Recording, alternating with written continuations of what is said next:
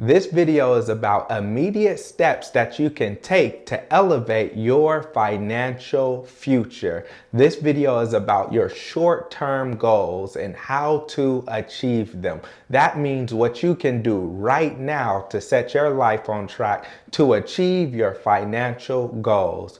Your immediate financial goals are those goals that you have that you want to accomplish in 1 year or less. So that means, what are your urgent goals that you have? What are the needs that you have right now? What are the habits that you need to break so that you can achieve your immediate, your short-term, and your long-term goals? So when you're looking at immediate goals, what you should start off with are, what are your goals 3 months from now? What do you want to accomplish 3 months from now? How much money do you need to save, or do you want to save? How much debt do you want to cut into within the next 3 months? And then come up with SMART goals for how you're going to achieve those goals that you have. And so one of the goals that you should have is to have an emergency fund. If you don't have an emergency fund, then this is essential. An emergency fund is 3 to 6 months of living expenses that you have saved in case of emergency. I'm letting you know now, emergencies will happen. Your car is gonna get a flat tire one day. Your window is gonna get cracked or shattered one day. One day, something will happen. There will be a tragedy. If you live long enough, there's going to be an emergency, an unexpected expense that you were not accounting for. So instead of just acting surprised when it happened, instead you should be prepared when it happened, because you were expecting it. The difference oftentimes between a financial emergency and a financial inconvenience is how much money you have set aside to be able to prepare for that event. I remember back when I was in college and I would get a flat tire, and that flat tire would just crush me. I did not have the $60 it would have cost to go get me another used flat tire. And so I would just sit there and think, and I would be on the verge of tears thinking about, I can't drive anywhere, I can't go anywhere, I can't do anything. Why? Because I did not even plan for this $60 emergency. Or I would have bigger car problems with that, where I would need a new alternator, or something would be wrong with my engine and I would need to pay $300 to $500 to get it fixed, and I did not know where I was going to get the money from. Instead of being reactive, I should have been proactive, and I should have knew to prepare in advance, because emergencies happen.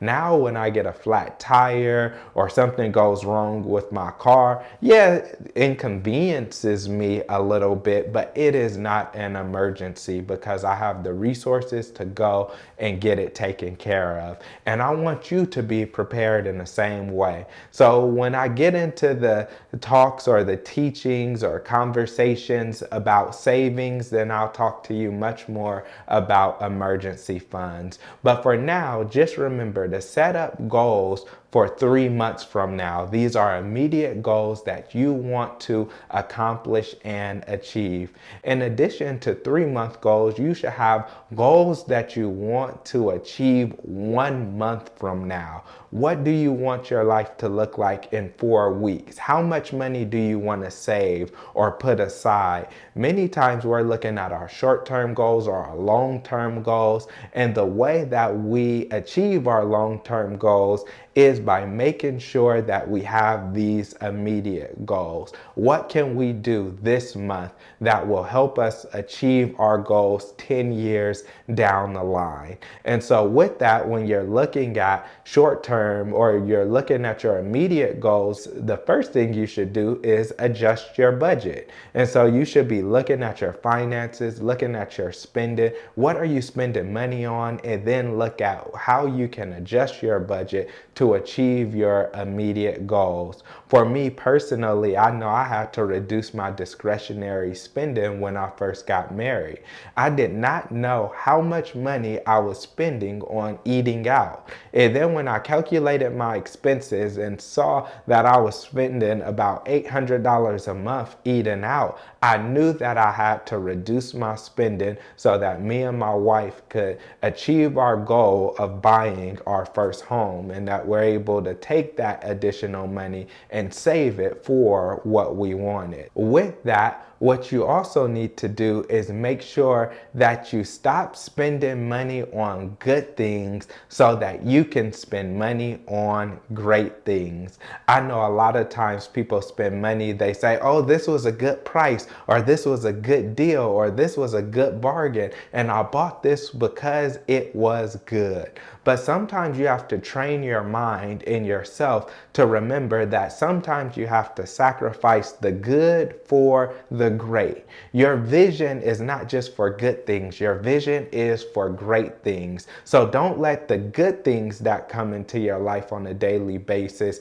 keep you away from the great vision that you have and the great goals that you have. And so when something comes up and you have to determine whether or not you're going to spend your money on it, don't ask, is this a good price or is this a good deal? Ask yourself, is this great? And it's only great when it helps you get closer to your financial vision and it helps you to be able to achieve your goals. So don't be impulsive. Make sure that you look at the spending habits that you have and that you're able to control those to help you to achieve your immediate goals. Once you're achieving your immediate goals, it'll propel you to achieve your short-term goals, which will propel you to achieve your long-term goals, which ultimately will allow you to live the vision that you want to live out because you'll have the financial resources for it. So with that, watch my next video, which is taking control of your finances, where we will look at how being proactive will change your financial future.